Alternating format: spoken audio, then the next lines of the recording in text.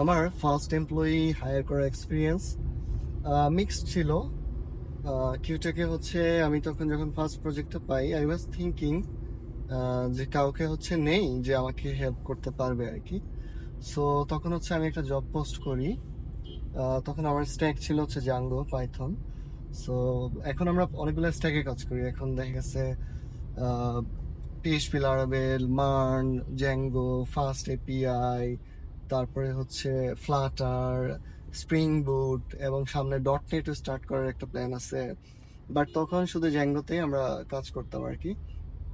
তো যেটা হয়েছে যে আহ, আমার কাজ শেষে আমি ভাবলাম যে আরেকজনকে নেই যে হচ্ছে আমার কাজে হেল্প করতে পারবে কিছু। তখন হচ্ছে ফেসবুকে একটা জব পোস্ট দেই, একটা স্যালারি দেয়, আমি অ্যামাউন্টও বলতেছি।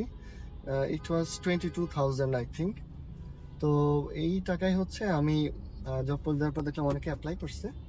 দেন আমি একটা টাস্ক দেই, টাস্কটা ছিল হচ্ছে একটা সার্চ রেজাল্ট পেজের যে ফিল্টারগুলো থাকে, ডেটা ফিল্টারিং এবং হচ্ছে সর্টিং, এই রিলেটেড আর কি। তো দেখলাম যে একটা ছেলে খুব ভালো করছে। ছেলেটাকে পরে হচ্ছে আমি ভাইভাতে ডাকলাম অনলাইনেই। তখন করোনা ছিল আর কি, বাজার রকমের করোনা ছিল।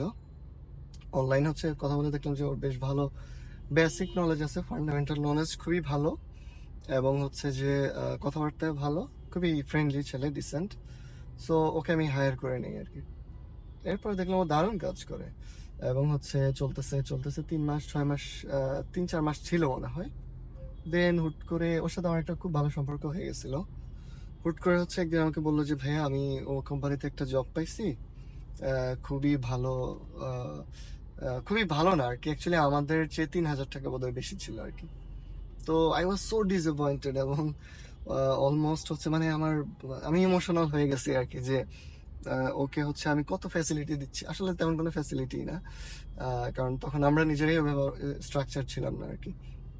সো ওকে ফ্লেক্সিবিলিটি ছিল ওর, এবং হচ্ছে ওর কাজের যখন ইচ্ছে কাজ করতে পারতো, এবং হচ্ছে আহামরি প্রেশার ছিল না, অলসো কাজটাকে ভালোবাসতো আর কি। তো ইট ওয়াজ গোয়িং গুড, এবং হচ্ছে আমার অনেকগুলো প্রবলেমও সলভ করে ফেলছিল আর কি।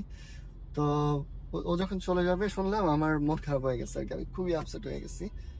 এখনো যখন কেউ যায়, অনেস্টলি যদি বলি, আমি খারাপ লাগে ইন সেন্স, কিন্তু আবার মাঝে মধ্যে কিছু ফিল করি না আর কি। হ্যাঁ, কারণ হচ্ছে যে এখন দেখা গেছে যে আসতেছে, অনেকে যাচ্ছে।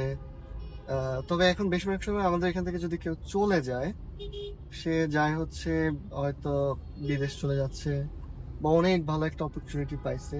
তো অনেক ভালো অপরচুনিটি পাইলে আমিও খুব একটা না করি না আর কি। হ্যাঁ, যে যেহেতু আমি অত ভালো অপরচুনিটি দিতে পারতেছি না, so you can move. But খারাপ লাগে, ভেতরে ভেতরে খারাপ লাগে। আবার সামটাইমস হচ্ছে কিছু ফিল করি না আর কি। হ্যাঁ, এটা ট্রু। ইন এ ওয়ে যে আগের মতো ইমোশনটা নাই আর কি। হ্যাঁ, বাট ফার্স্ট এমপ্লয়ি হায়ার করা, চলে যাওয়া, ইট ওয়াজ এ গুড এক্সপিরিয়েন্স।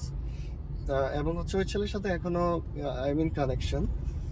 বাট হচ্ছে আই ফেল্ট লাইক যে ও হয়তো 3 বছর 5 বছর থাকবে আর কি। বাট যেটা হচ্ছে যে চলে গেছে, তো that paid me emotional, but at the same time this is the process. অনেক কোম্পানি এমপ্লয়ি চলে যাওয়াকে মেনে নিতে পারে না, কিন্তু দেখে যে আমি একজনকে এক্স অ্যামাউন্টের স্যালারি দিচ্ছি, সে হয়তো এক্স প্লাস 30%-এর আরেকটা ভালো অফার পেয়ে গেল আর কি। তো আমি যদি তাকে হচ্ছে অত ভালো অফার না দিতে পারি, এবং যদি দেখি যে ওর গ্রোথ অপরচুনিটি আছে, আই ফিল লাইক যে হি শুড গো। এবং আমি অনেক সময় অনেকে আমাকে জিজ্ঞেস করে বড় ভাইয়ের মতো যে ভাইয়া এই কোম্পানিতে এই অবস্থা, এরকম একটা অফার আছে, আমি কি যাবো নাকি। তো আমার কিছু ফিল্টার আছে, সেগুলোতে ম্যাচ করলে আমি বলে দিই যে হ্যাঁ, গো, মুভ। যেটা হচ্ছে যে যে গ্রোথের জন্য যেটা লাগে আর কি। তো সামটাইমস এটা ট্রু যে বাংলাদেশের সবচেয়ে বেশি গ্রোথ যে আমি দিতে পারবো, আই ডোন্ট বিলিভ দিস আর কি। There are better companies, there are fantastic companies who have better facilities, better opportunities. So even in term of লার্নিংও, হ্যাঁ। সো সেটা আমি যদি না দিতে পারি, আই ফিল লাইক যে ওকে রেখে দিলে ওরই লস আর কি। আমার তো হয়তো আমার লাভ হবে, বাট ওর লস হবে আর কি। But at the same time এমপ্লয়ীদের সাথে একটা সময় রিলেশন বিল্ড হয়ে যায়, একটা একটা মানে ফ্যামিলি। আমি শব্দটা ইউজ করি না, কারণ এটা এত বেশি নেগেটিভলি ইউজ হয়। বাট একটা সময় হচ্ছে মানে অনেকটা ভাই ব্রাদার টাইপের হয়ে যায় আর কি। হ্যাঁ, দেখে ওর একটা প্রবলেমে আমি আগে আসতেছি, আমার একটা প্রবলেমে ও আগে আসতেছে, যেটা কিনা হয়তো অফিসের সাথে রিলেভেন্টও নয়। তো ওই যে রিলেশনটা এস্টাবলিশ হয়ে যায়, সেটা থেকে কাউকে চলে যেতে দেখাটা খুবই কষ্টকর আর কি। তো বাট আবার এইটাও হয় অনেক কোম্পানিতে যে আমার সাথে একজনের সাথে হয়তো খুব ভালো বন্ডিং হইলো না। হ্যাঁ, ভালো বন্ডিং বলতে আমি বলতেছি ও হয়তো প্রফেশনালি ভালো, কিন্তু হচ্ছে ও হয়তো যে ইয়ে হইলো না আর কি। আহ, দেখা গেছে যে ওর সাথে আমার প্রফেশনের বাইরে খুব বেশি রিলেশন হয় নাই আর কি, বা প্রফেশনের বাইরে খুব বেশি জানাশোনা হয় না, এটাও হয়। কারণ একটা অর্গানাইজেশনে যখন এমপ্লয়ি বাড়ে, it's difficult to maintain a good relation with everyone. Let's say 100 people একটা কোম্পানিতে, the CEO, won't be able to maintain good personal relation with everyone. But আমাদের জন্য পসিবল আর কি, আমরা যারা 30 people 25 people company, it's visible আর কি, প্রত্যেককে চোখের সামনে দেখা যায় আর কি। এবং হচ্ছে প্রত্যেকের সাথে কথা বলা যায়, প্রত্যেকের সুবিধা অসুবিধা শোনা যায়, কার নানু অসুস্থ, কার দাদু অসুস্থ, কার আম্মু অসুস্থ, কে নিজে অসুস্থ, বা কার কোথায় প্রবলেম। এই জিনিসগুলো হচ্ছে আমরা দেখা গেছে খুব ইজিলি করতে পারি, যেটা কিনা একটা বড় কোম্পানি হয়তো করতে পারে না কিছু। এটা অ্যাডভান্টেজ এট দ্য সেম টাইমে, যে পার্সোনাল রিলেশন বিল্ড হলে কিন্তু আবার অনেকেই যাইতে চায় না আর কি। হ্যাঁ, ভালো অপরচুনিটি পাইলেও যায় না। এটা হয়েছে যে আমার এখানে কেউ আছে, সে অনেক ভালো অপরচুনিটি পাইছে কিন্তু সে যায়নি বিকজ অফ দ্য এনভায়রনমেন্ট। সে তার বসকে পছন্দ করে, সে তার কলিগদেরকে পছন্দ করে, সে ওয়ার্ক এনভায়রনমেন্টও পছন্দ করে, সে প্রপার, আমরা যেভাবে একটা সফটওয়্যার ডেভেলপমেন্ট প্রসেস ফলো করি এই প্রসেসগুলোকে ফলো করে। এবং আমাদের যে কোনো সফটওয়্যার কোম্পানিতে আসলে ভার্সাটাইল কাজ হয় আর কি। আজকে ই কমার্স হচ্ছে, তো কালকে পোর্টফোলিও ওয়েবসাইট, পরশুদিন এডটেক, তারপরের দিন হয়তো অন্য একটা জিনিস। সো ও যদি 1 বছর কাজ করে, ও দেখা গেছে 3 রকমের ইন্ডাস্ট্রিতে হয়তো কাজ করতেছে, বা 5 রকমের ইন্ডাস্ট্রিতে কাজ করতেছে, ডিফারেন্ট ডিফারেন্ট প্রজেক্টও কন্ট্রিবিউট করতেছে। সো দেখা যায় যে অনেক রকমের নলেজ হয়, অনেক রকমের আইডিয়াস হয়। এই জিনিসটা কিন্তু দেখা গেছে যে অনেক বড় একটা কোম্পানিতে হওয়া ডিফিকাল্ট আর কি। তো এইটা অনেকে এনজয় করে, আমি দেখি অনেকে ভালোবাসে।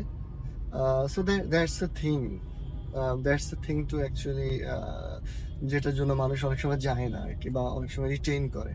আবার অনেক জায়গায় হচ্ছে হয়তো টাকা ভালো, বাট কালচারটা মেবি টক্সিক। হ্যাঁ, কালচারটা মেবি ভালো না, কালচারটা মেবি হচ্ছে যে এমন যেটা হচ্ছে ওর গ্রোথের জন্য ভালো হচ্ছে না আর কি। সেই জায়গা থেকে আমি আবার বলি যে ডোন্ট স্টে দেয়ার। যেখানে আপনার ভ্যালু নাই, ভ্যালু ইন এ ওয়ে যে লেটস সে যে রেসপেক্টটা নাই, সেই জায়গায় আসলে থাকা উচিত না আর কি। রেসপেক্টটা খুবই ইম্পর্টেন্ট, সেলফ রেসপেক্ট। এবং আমি অ্যারোগেন্ট হয়তো বলতেছি না, কিন্তু হচ্ছে যে যেটা দেওয়ার কথা ওটা দিতে হবে আর কি। যে রেসপেক্টটা দেওয়ার কথা, প্রফেশনাল রেসপেক্ট, ওয়ার্ক রেসপেক্ট, সেটা থাকতে হবে আর কি। সেটা না থাকলে ওইখানে থাকলে আসলে একসময় ছেঁচড়ার মতো ফিল হবে আর কি। No need to feel that. If you are good at what you do, you can always find new opportunities. You will always find new opportunities. No problem in there আর কি। সো এই তো, এটা ছিল মোটামুটি ফার্স্ট এমপ্লয়ি হায়ার করার experience, এবং হচ্ছে আরো রিটেনশন নিয়ে কিছু কথা আর কি। So hope you enjoyed. ভালো থাকবেন।